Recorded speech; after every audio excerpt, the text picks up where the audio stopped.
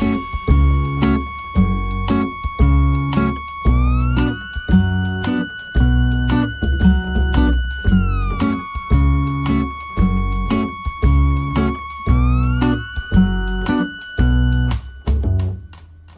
cœur battant des ailes au détour, au hasard d'une vie de vent de ciel. Mon cœur pour toucher terre au devant d'un regard de vie de vent contraire. De l'automne au nuage, au Paris mon mirage, et de tout vent tant d'envie, tant d'espoir. Hola a todos y todas, bienvenidos y bienvenidas a un nuevo capítulo de Edición de Bolsillo. Estamos en BCN Radio, la radio de la Biblioteca del Congreso de la Nación, haciendo un nuevo capítulo de Edición de Bolsillo. Mi nombre es Jessica Esteco y hoy tenemos como invitada a Carmela de Notampuán. Ella es Carmela Pérez Morales. ¿Cómo estás, Carmela? Todo bien, muchas gracias por la invitación, Jessica. No, por favor. Bueno, tenemos un capítulo especial porque Notampuán es antes que nada una librería que tiene casi 40 años. Contanos un poco la historia de esta librería. Dale, Notampuán es un proyecto que arranca en el año 83 en el barrio de San Isidro, fundada originalmente por Horacio Batellini y por mi padre, Fernando Pérez Morales. Comienza como una sucursal de Boutique del Libro, que es una librería histórica que Martínez ya lleva más de 40 años, que en su momento fue cadena y ahora fueron vendiendo creo que sucursales y se volvió algo más pequeño. Sí. Notampuán por muchos años fue una pata de esa cadena, que hace unos años, ahora unos 7 u 8 años, se independizó de la cadena. Como siempre muy llenos de agradecimiento para con Horacio, que fue un tipo muy generoso con mi padre, pero sucedió que esta librería en particular está en una casa muy vieja, en el casco histórico de San Isidro, tiene un patio enorme, divino, hay un bar, siempre hubo movidas culturales, reuniones con escritores, música, y un poco fue generando como una identidad que en algún momento a mi padre fundador le pareció que era como el momento de armar un camino más propio, y eso vino como empatado un año después de la fundación de Notampuán Editorial. Es decir, primero surge Notampuán Editorial, y de ahí la librería, ex Boutique del Libro de San Isidro, adopta el nombre de la editorial como también para formar una especie de pequeño bastión acá.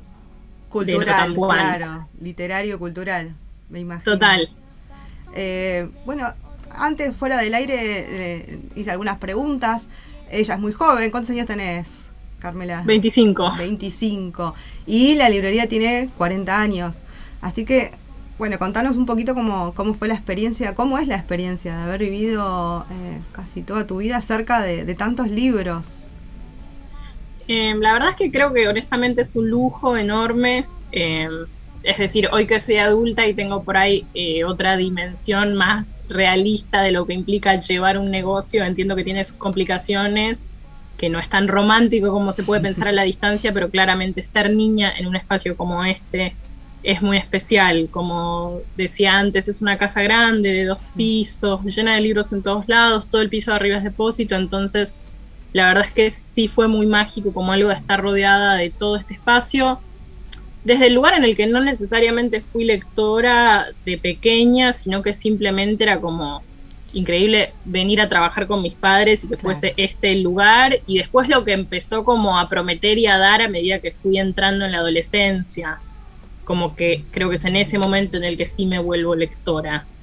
¿Tenés algún espacio o tuviste algún espacio dentro de esta casa enorme que hayas sentido como tu refugio, tu lugar donde no había clientes, te escapabas?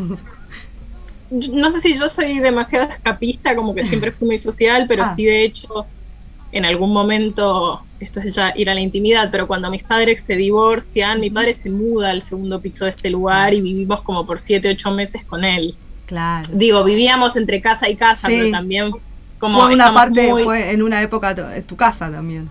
Claro, tanto mi hermana como yo estamos muy enraizadas a este lugar desde como el hecho literal de que vivimos, nos bañamos y cocinamos en este lugar durante un año entero de nuestras vidas. Claro. Además de que venimos siempre.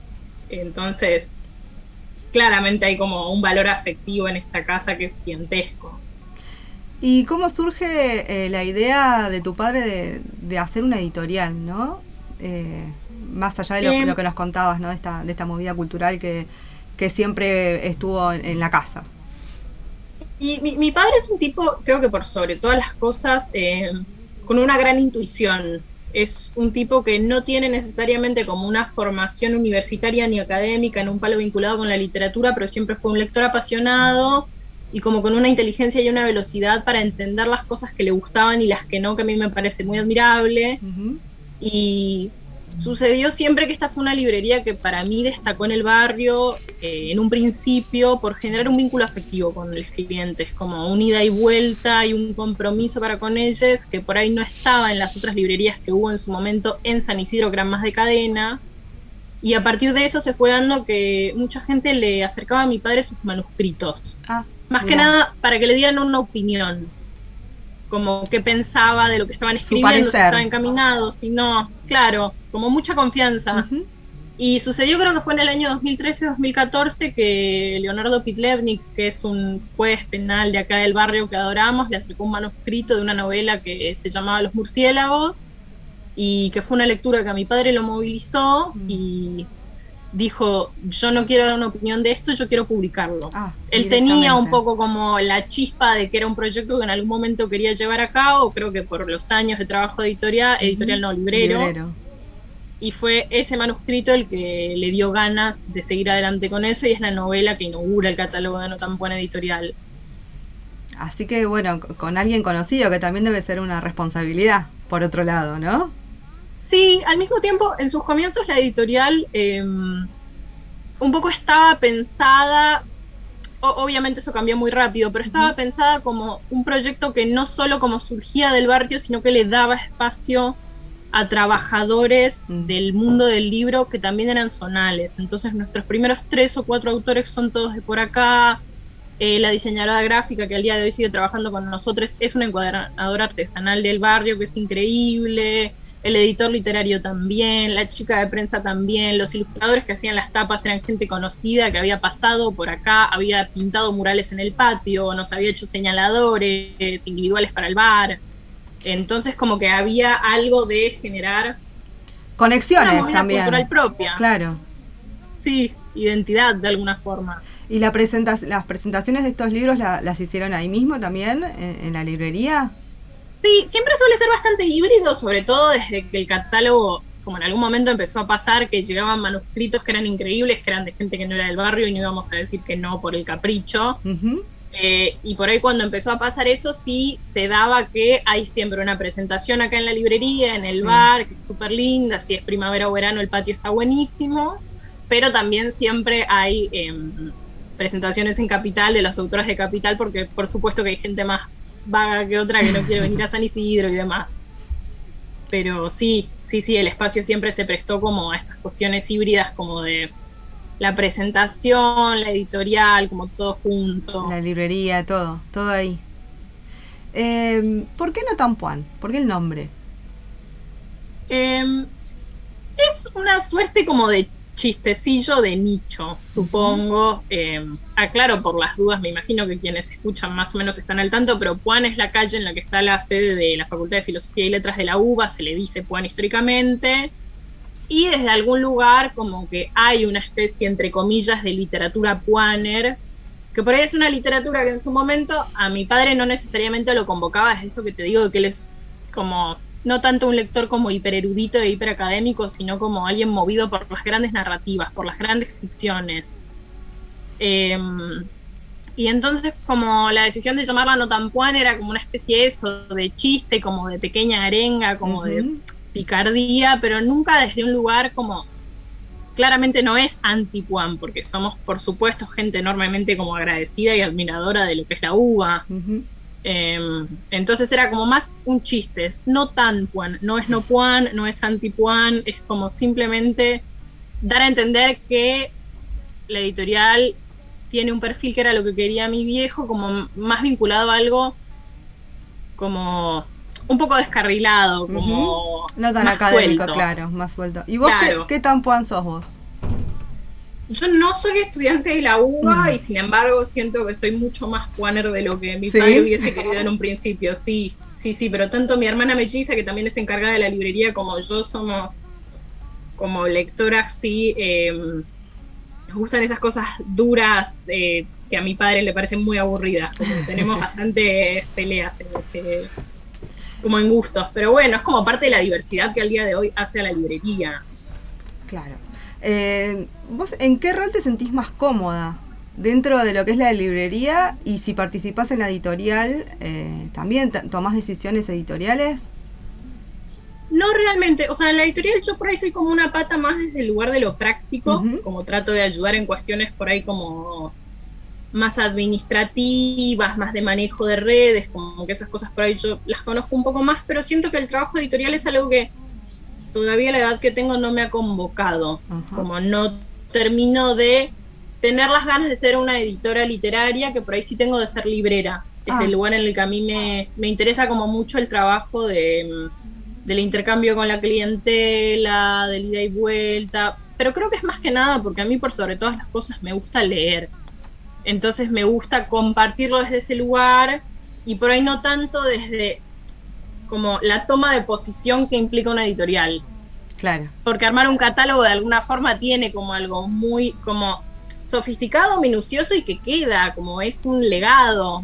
Y siento que todavía no tuve tanto interés en eso, pero quizás algún día suceda, como a mí me encanta ser parte de No Tan Buena Editorial, pero de nuevo, más como vendedora, como entusiasta de los libros, y no tanto como quien lee manuscritos, quien los selecciona, como que creo que ese es un trabajo que tanto mi padre como Francisco... Sentís más responsabilidad ante eso.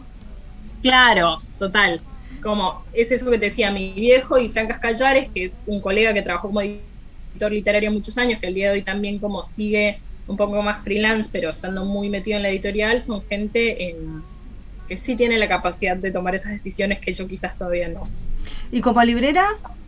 ¿Qué te gusta? ¿Te gusta el contacto con la gente? Me decías antes que sos más sociable que tu hermana.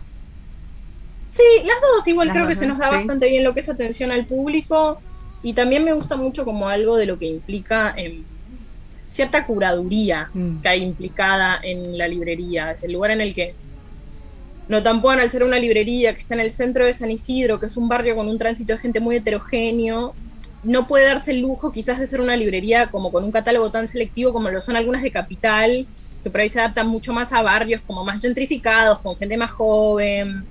Acá es un catálogo completamente abierto, es decir, hay de todo lo que me pidas, pero eso no necesariamente significa que mostremos todo lo que se pida, que expongamos todo lo que se pida. Y ese juego a mí me divierte mucho, que creo que a todas mis compas es un poco también lo que les divierte, como ir poniendo en las mesas como títulos extraños que de alguna forma nos parecen invendibles y sin embargo venderlos y que alguien vuelva como que le vuelva la peluca. Claro. Y preguntar a ver si hay más de esa editorial, de esa autora. Claro, nos gustan las figuritas difíciles. Claro, está bien. ¿Y cómo es el trato que tienen con las editoriales? Ante todo muy cordial, como creo que estos son 40 años de historia en el mercado, es decir, nosotros tenemos dos tratos, como un trato con editoriales que se desdobla de dos maneras, porque por un lado está el trato, si querés, como una gestión comercial que se da desde No Tan Buen como librería, que tiene que ver más, no solo con editoriales, sino con distribuidoras, que siempre esos tratos, como te digo, son fluidos, son muy cordiales, como la verdad es que nosotros no tenemos grandes problemas como en ese ámbito, es como te digo, en la librería hay muchísimo material que fluye todo el tiempo, que cambia todo el tiempo, y como que eso es parte de este trato bien orgánico que hay. Y por el otro lado también siento que está lo que sucede como con No Tan Buen en tanto editorial, que tiene que ver con el vínculo que se da con otras editoriales como editoriales independientes. Que eso está buenísimo. Yo creo que eso es de lo más rico que también ha dado como la conciencia que nos dio a nosotros tener No Tan Buen editorial en relación a, ya lo sabíamos antes, pero quizás simplemente reforzó como algo sobre la importancia de las editoriales independientes, como la militancia que implica además las editoriales independientes, como querer que eso, como querer exponer en la librería más independientes que multinacionales, querer estar aliada con esa gente, querer hacerte amiga. Me parece que sucede algo donde son como mini bastiones de resistencia, donde nos encanta como poder estar en vínculo y en diálogo constante con estos grupos. Y recomendarlos y saber que sacan. ¿Sabes qué? Te quería preguntar porque creo que todos tenemos un mito de que cuando conocemos un librero, nos hacemos amigos de un librero o librera, pensamos que leen todo. No es así, ¿no? Contame la realidad. No, por supuesto que no. Sí creo igual, a ver, por un lado me parece que el oficio de librero tiene algo como de alguna forma ser un gran mentiroso, pero no creo que necesariamente lo sea en términos como de una hipocresía, sino que es como una especie, si querés, de disponibilidad y como abrir la escucha a lo que te van diciendo. Es decir, si uno de mis compañeros leyó un libro que yo no leí, igualmente escucho su reseña y es como si lo hubiese leído, digo, como para la oferta y la demanda que después se da con clientes. Claro, porque, lo mismo, por ejemplo, digo, que ahora te visito, no estamos acá, estamos personalmente y digo, bueno, tengo ganas de leer, no sé, lo último que haya salido de alguna novela negra, no sé, algo. ¿Qué se te ocurre? Porque para mí eso, como que vos tenés que estar disponible, yo como lectora estoy buscando ansiosa algo que me recomienden. Y los buenos libreros te recomiendan, o sea, pero por otro lado pensás, bueno, ¿cómo hacen para estar al tanto de todo? Y los demás editores y editoras que pasaron por Edición de Bolsillo, bueno, nos cuentan de la importancia. Hicimos siempre, hasta ahora, entrevistas con editores independientes. Y la importancia de los libreros surge siempre. Del quedarse hablando, del comentar qué material están llevando, qué novelas, qué libros. Y ese trato, ¿no? Se destaca mucho por parte también de los editores. Sí, es que para mí hay mucho ahí, si querés, como de una especie de intuición medio abuelo de pájaro, de que con los años en el oficio, con los meses incluso, como los compas que llevan acá menos tiempo por ahí que nosotros, o incluso más, como que ya empezás a detectar de alguna forma cómo hablan las tapas, cómo hablan las colecciones, cómo una contratapa te puede servir como para vender. Y ahí sí siento que algo como del diálogo con editores está buenísimo también, claro, porque es como que te abre a posibilidades que por ahí vos no estabas teniendo en cuenta, o como está buenísimo. Ahora dentro de unos días, este fin de semana va a ser la Feria de Editores, la FED. Siento que eso es una oportunidad única para ir y empaparte por ahí de mini reseñas que capaz vos en tu tiempo en librería no necesariamente puedes construirte con la lucidez con la que los construyen los propios editores. Así que bueno, entonces lo tuyo es escuchar a los editores y un poco leer o repartirse con tus compañeros también, que entró.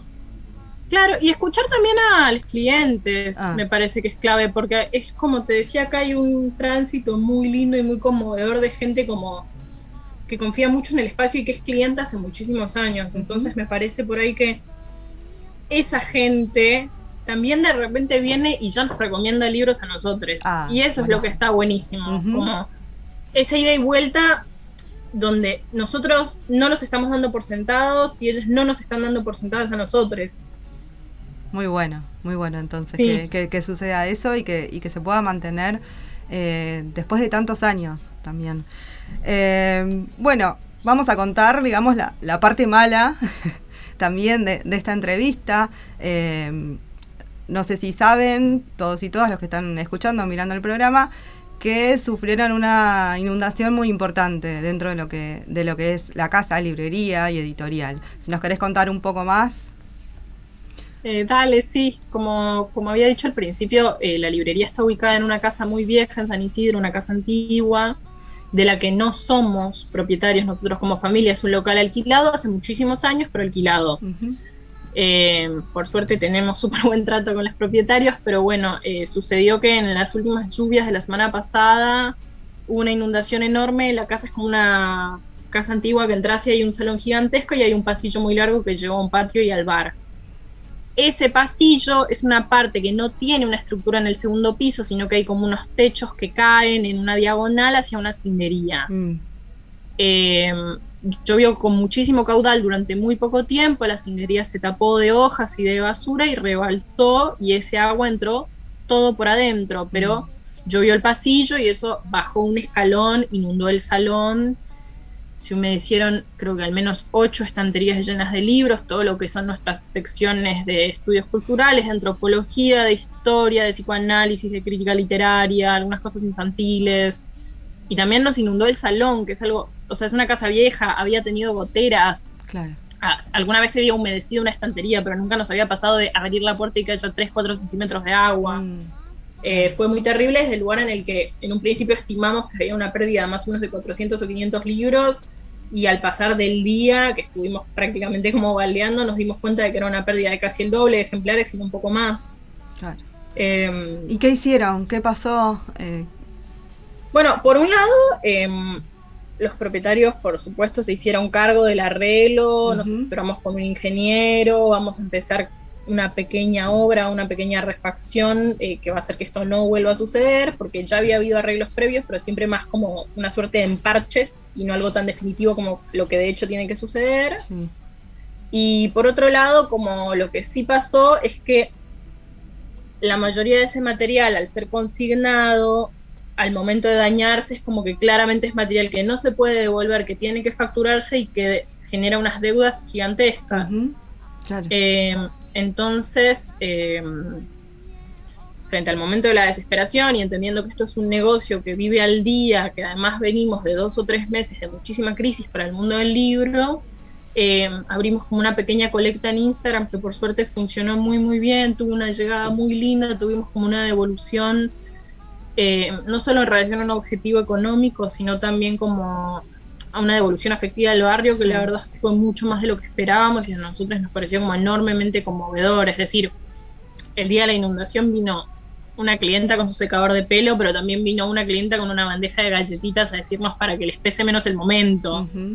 En ese sentido, como nos damos cuenta de como lo lindo que es el vínculo que hemos generado con el barrio, y no solo con el barrio, sino a través de redes. Sí.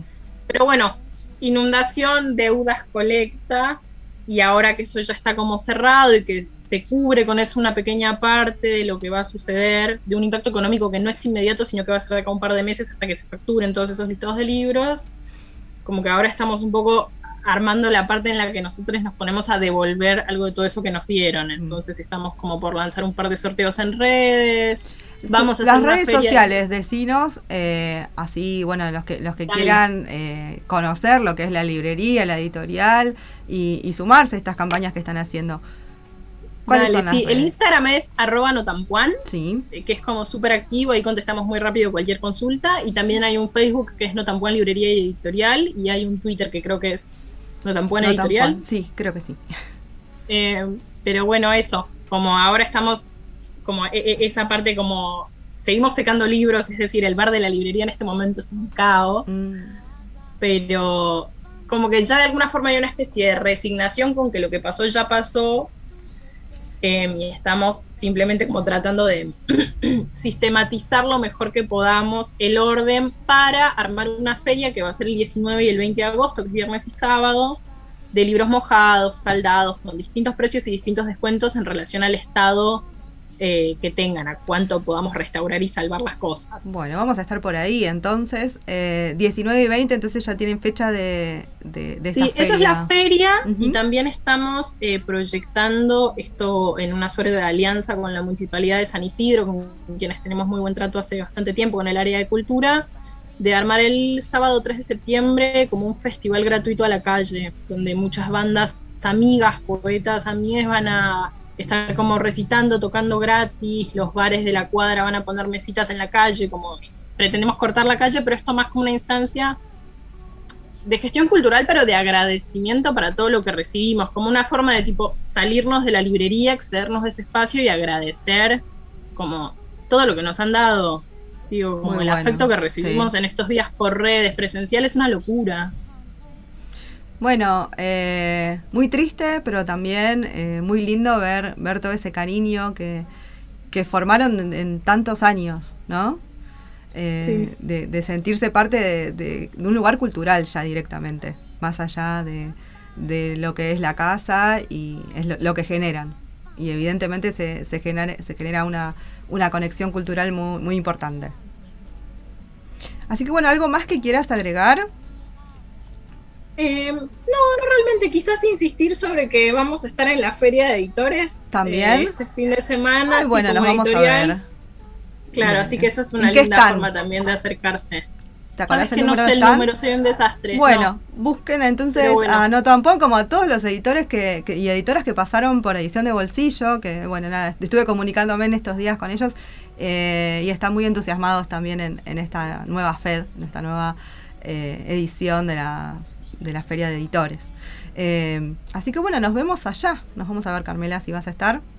Dale, sí. Vamos a estar también con el equipo de Edición de Bolsillo. Bueno, repetimos las redes. No Tampón, en Instagram ya nos avisó Carmela que son muy activos. Yo te mando un saludo muy grande a vos, a tu hermana y a tu padre. Espero conocerlos pronto. Y bueno, a seguir que cuando la comunidad apoya es que está todo bien.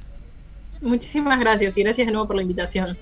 Bueno, y acá me despido de este capítulo especial de Edición de Bolsillo por BCN Radio. Nos vemos. Gracias.